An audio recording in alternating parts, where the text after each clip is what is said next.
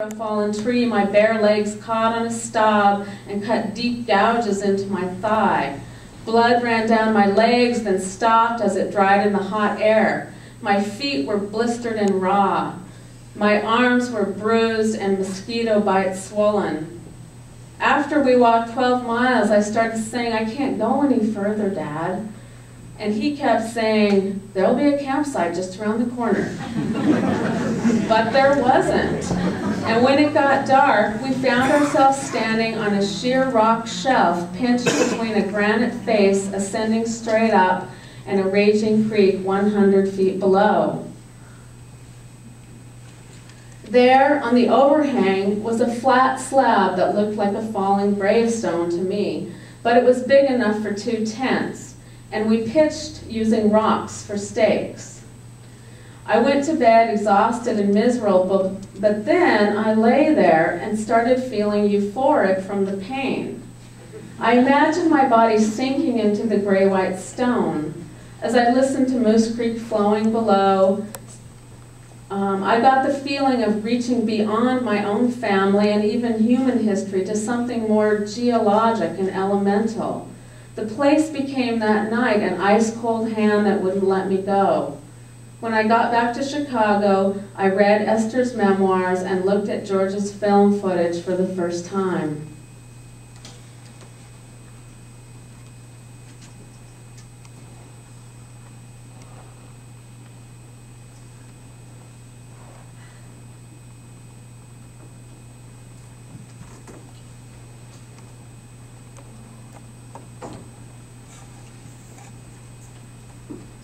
Not only did I begin to understand what it was like to live in the woods in the 1920s and 30s, but it was, if I were looking through the world, looking at the world through George's eyes as he filmed cabins and creeks and mountains and children and animals and groups of women and groups of men and airplanes and parachuters and lookout towers.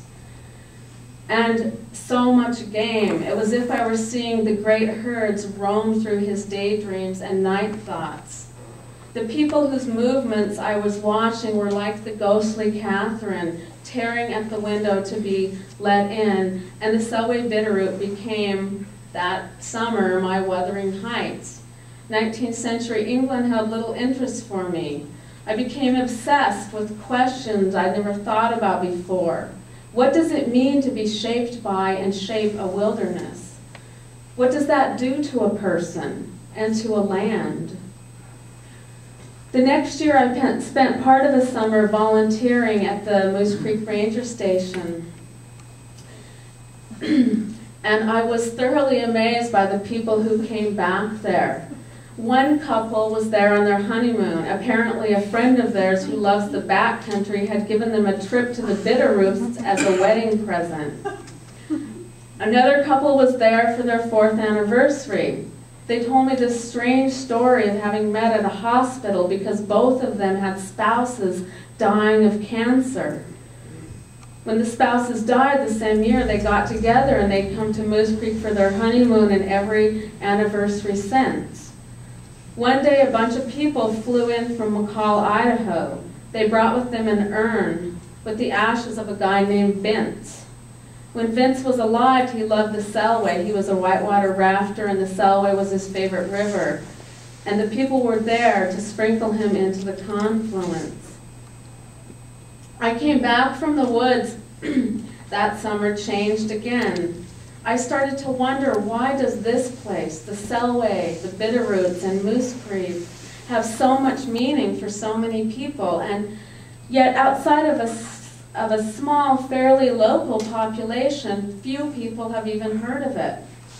I also began to understand that this was the thing I wanted to write about, and I'm now in the process of finding a way to tell the story of the Selway-Bitterroot. What I want to do is write a history that does in written form what the wilderness does in natural forms. So what does that mean? Well, one thing I think it means is that just as wilderness is alive and evolving, I want to use a methodology that presents history the same way. For this reason, I'm attracted to the idea of living history, or history from below, a concept pioneered by ethnographers and historians who view the past as embodied experience grounded in contingency. This kind of history prefers local knowledge to epic narrative. It privileges visible artifacts and personal observations over aggregates and abstractions. And it looks at the way the past is active in and transformed by the present. One of the methodologies of living history is the pursuit of embodied narrative. For that reason, I've chosen to tell the story of the Selway-Bitterroot through individual histories. I'm planning to focus on 4 or 5 people from different time periods who've lived in and helped shape this place. But I want to do more than write a scholarly chronicle or a realist narrative. Ethnographers of living history believe that in order for the past to be touched by the present instant, the writer can juxtapose the two, but must not force the continuity between them. Similarly, the researcher must refuse to abandon the raw materials, the documents, interviews, photos, and even film footage of the past. And formally, the story must be told through narrative techniques like fragmentation and parallel and multiple perspectives. As Oxford historian Raphael Samuel says, for a history of master narratives or evolutionary theories of growth, living history substitutes one of moments which can be intercepted and arrested, as in a postmodern novel at any point in time.